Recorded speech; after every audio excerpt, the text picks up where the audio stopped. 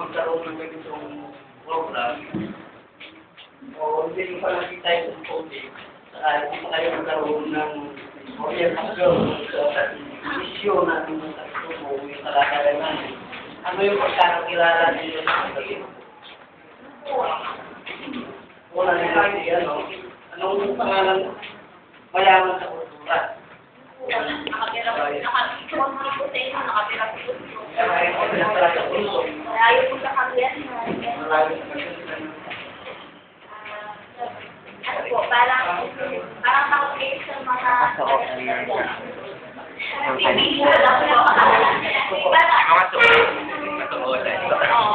Mga kasuotan ng ice. Parang awat isip ko na kaya lang kayo sa iba yung parang tayo ninyo. Kami din po na parang naiiyak din lagi na kayo sa nakaibang mga. Kakaiba sa mga Ibang Ibang kagamitan. ito yung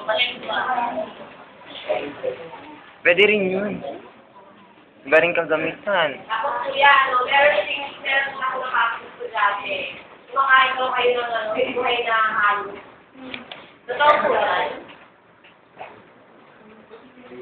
mamaya, tingnan natin. Actually, dito, ano po siguro, kasi although, sa lahat ate, pagluto po sila dito, pero siyempre iba yung iba yung lifestyle nila.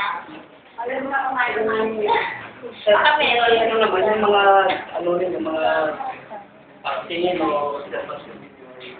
mga tama. Mga tama. Pangunay, nagimira sa pundo. Tapos, ang dagdag pa dyan, kaming mga katutubo ay may sariling kultura. Kung kami kinilala bilang sa katutubo dahil na kakaiba yung aking katangian sa kultura. Sa mga ibang Pilipino.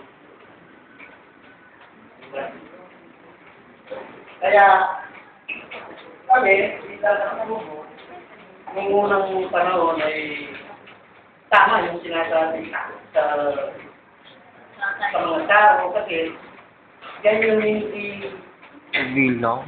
sinanay ng mga ninuno namin. Pabidyo niyo. Ang banggit ng mga ninuno namin sa mga magulang namin, pag mga unat, tawag natin ang Wait a minute.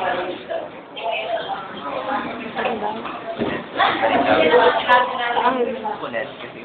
Tapos, ang pangalawa, yung nagkumanta ko ng anak daw, yan yung mga yan yung mga tawag ng anak daw. Hindi mo lang muna pinusin. Nakaiba doon sa pagtutubong ang tao ng grupong tapos, ang pagka, ano rin namin, pagka-alam, pagka-pausin o pagka-ninununan, pag mga kuna ko, anak tao, yan yung nangungunga ng bata, magbebenta. Kaya takot sa oras na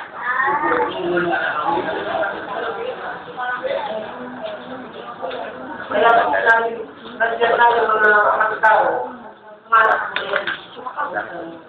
Tatago, kaya kung baybayan ng natin yung sabisayan namin mga nakatubo, nagmula natin sa baybayan tatay. Halimbawa, yung pilit ng dagat, lahat kami naniniraan sa mga halimbawa, sa part ng Aurora, sa Paridoro, na makikita ang kalimitan ng mga kapwa kasusunod, nasa gilid ng dagat.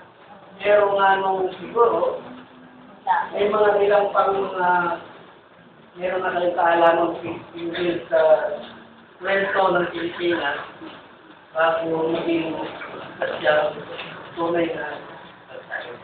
Bawa ko, pinakop ng mga dayuan, yung mga kapwa katubo, yung mga niluman, ay hanggang pumunta sa kabiguhan. Nakatundok lang natin sila, pero umalis pa dahil nga, una, sa kanya namin mga sa tutubo, tapos sila din sa tutubo. Yung ba kayo sa awal, no? Pangalawa,